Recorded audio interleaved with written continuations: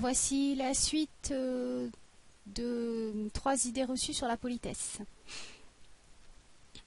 On pourrait croire que la politesse limite le sens de l'humour. C'est le cas, mais uniquement avec des inconnus. Forcément, quand on veut être poli, on ne veut pas vexer les gens, on ne leur dit pas n'importe quoi. La politesse n'empêche pas d'avoir de l'humour, mais on ne va pas faire les mêmes blagues à ses amis proches et à des gens qu'on ne connaît pas, parce qu'on ne sait pas comment ils pourraient réagir. La règle principale, c'est de ne pas mettre les gens mal à l'aise. On ne va pas faire de l'humour politique dans un endroit où on ne sait pas si tout le monde est d'accord. Parce qu'à première vue, on pourrait dire, bah tiens, faire de l'humour un petit peu sur tout, ça veut dire qu'on va être enjoué, plein d'humour, etc. Et être poli, ça va être totalement rébarbatif. Le problème, c'est que c'est une question de valeur. Est-ce que ce qu'on fait passer en premier dans une relation face à face avec quelqu'un ou avec un groupe de personnes, c'est l'humour, l'enjouement, ou est-ce qu'on privilégie l'humanisme? Est-ce que le fait que les gens soient bien est le plus important par rapport au reste? Donc la politesse a une raison d'être. Évidemment, en face à face, on ne veut pas vexer les gens, on ne veut pas qu'ils se sentent mal. Par contre, il faut faire une exception pour tout ce qui concerne l'art et qui n'est pas une relation en face à face, mais qui est justement de l'art. Et l'art a le droit de ne pas être poli. Parce que justement, l'objectif intrinsèque de l'art, quand il n'est pas poli, c'est de déranger, de faire sortir les gens de leur zone de confort, de faire changer leur vision du monde, de faire ressortir les problèmes d'une société. Il ne concerne pas une relation directe entre deux ou plusieurs individus identifiés, mais est issu d'un travail de réflexion dont la cible est indistincte. Donc il faut faire la différence, et c'est très important de le faire, il me semble. Il faut faire la différence entre le manque de politesse, entre guillemets, qu'on peut avoir face à quelqu'un et l'irrévérence et l'irrespect que l'art a quelquefois le devoir de faire. L'irrévérence artistique n'est pas un manque de respect. Là, je fais une petite parenthèse parce qu'en fait, l'irrévérence transforme les messages qui seraient interprétés comme irrespectueux s'ils étaient présentés directement en messages qui sont respectueux, car l'humour et la dérision sont tolérés. On peut prendre ici l'exemple du bouffon, le personnage qui, par son humour et sa dérision, pouvait s'adresser de manière irrespectueuse au Seigneur sans crainte. Et cette irrévérence qui est commune au Moyen-Âge n'est pas une valeur occidentale exclusivement, mais c'est une valeur mondiale. Même Attila, selon l'historien Priscus, possédait son propre bouffon. Et là, ça ne détonne en rien avec la logique intrinsèque de la politesse, car la personne irrespectueuse l'est sans qu'on s'y attende, alors que l'individu irrespectueux dans un univers artistique a un objectif totalement différent. Donc maintenant, nous allons passer à la 3e idée reçue sur la politesse, que je vais totalement réfuter. C'est, est-ce que être poli, c'est être trop gentil? En fait, être trop gentil, j'insiste sur le trop, c'est ne pas être en contact avec ses besoins. Mais finalement, être poli ne nous coupe pas forcément de nos besoins. Le concept en lui-même de trop gentil n'est pas envisageable. Vous imaginez dire de Mère Teresa, oh, elle s'occupe trop des pauvres, elle est trop gentille?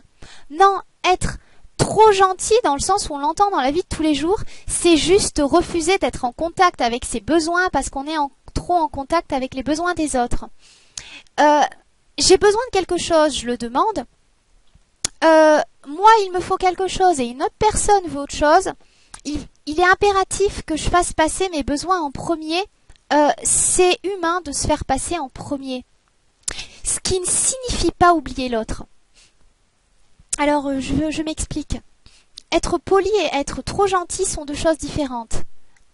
il est totalement humain de considérer que l'on passe avant les autres. Par contre, ça va être dans la façon de le faire qui va être la façon de le faire qui va montrer du respect quand même. Une fois que l'on est très bien, que tous nos besoins sont satisfaits, on pense au bien-être, au mieux-être des autres. Donc, être trop gentil, être trop poli, être ce que l'on dit bonne poire, c'est simplement refuser ce dont nous avons besoin. Ce qu'il faut savoir, c'est qu'on peut très bien exprimer un mécontentement, se mettre en colère même, tout en restant poli, courtois, bienveillant. Vous avez une réclamation à faire dans un magasin, vous pouvez passer par la vendeuse du magasin et lui dire je ne suis absolument pas satisfait ou satisfaite de cet article, je souhaite le retourner immédiatement parce que je me suis aperçue en rentrant chez moi qu'il y avait un trou dans cette robe. Est-ce que, objectivement, vous avez une bonne raison de hurler sur la personne, d'être sec avec elle, d'être agressif? Non. Si vous êtes agressif, c'est uniquement parce que vous avez peur d'une réponse négative. Mais pourquoi craindre une telle réponse? On n'a aucune raison d'appréhender la réponse négative. Si on est dans notre droit, qu'on sait que dans le cas précis, si besoin, on passera par une association de consommateurs, par le chef des lieux, on se débrouillera. Mais il n'y a aucune raison d'être agressif. La personne n'est pas employée pour être gênée par vos faits et gestes. On peut s'affirmer tout en étant respectueux. On peut très bien s'affirmer, dire que l'on n'est pas d'accord sans pour autant être méchant, agressif, impoli, incivil. Vous pouvez vous exprimer librement et dire bon, ce que tu fais là, ça me va pas du tout, ça me plaît pas, je suis pas d'accord. Sans être obligé d'insulter, de crier pour vous faire respecter. On peut être assertif sans crier, on peut s'affirmer sans crier. Il suffit juste d'être sûr de ce que l'on veut et de l'affirmer de façon suffisamment énergique sans être méchant pour l'obtenir. On se fait respecter tout en restant poli.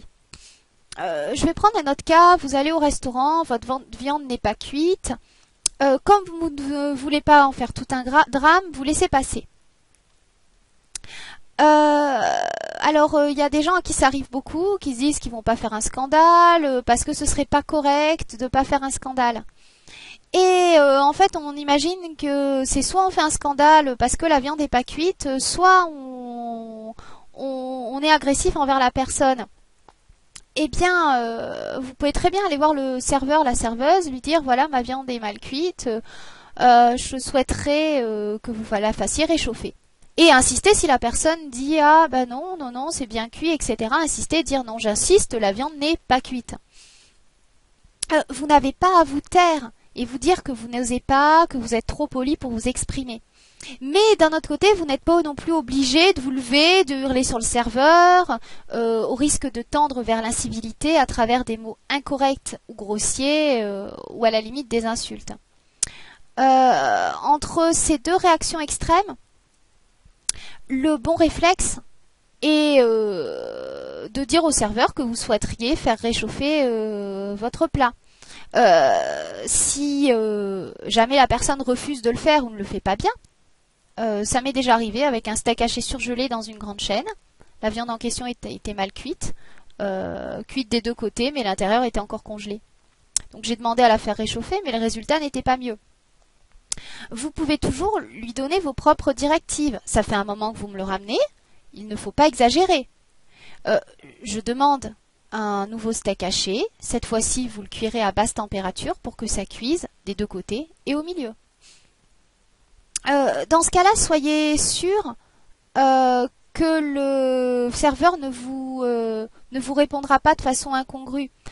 Si jamais c'était le cas, vous insistez, vous répondez simplement voilà, ça ne me va pas, je viens ici pour manger quelque chose de cuit et je m'attends qu'on me serve quelque chose qui soit mangeable. Voudriez-vous, s'il vous plaît, me faire réchauffer cela? Sinon, je souhaiterais parler à votre chef. Et là, vous n'êtes pas irrespectueux, vous êtes juste affirmé. Vous avez le droit d'insister jusqu'à obtenir un steak bien cuit, mais vous n'êtes pas pour autant obligé de vous énerver ou encore de manquer de politesse. Le fait de s'affirmer ne vous incite pas forcément à être impoli. Il n'y a pas de dichotomie, de fossé entre la politesse et le fait de ne pas être trop gentil. Au contraire, la gentillesse extrême fait de vous une bonne poire, mais vous pouvez rester poli sans passer pour le dindon de la farce. On peut donc être poli sans être hypocrite. On peut être poli tout en restant authentique. On peut être poli tout en restant quelqu'un de décisif qui sait ce qu'il veut. On peut être poli sans se laisser faire. On peut dire non sans être impoli. Les vidéos suivantes traiteront des différentes façons d'être poli, les diverses manières d'être quelqu'un de poli dans la société.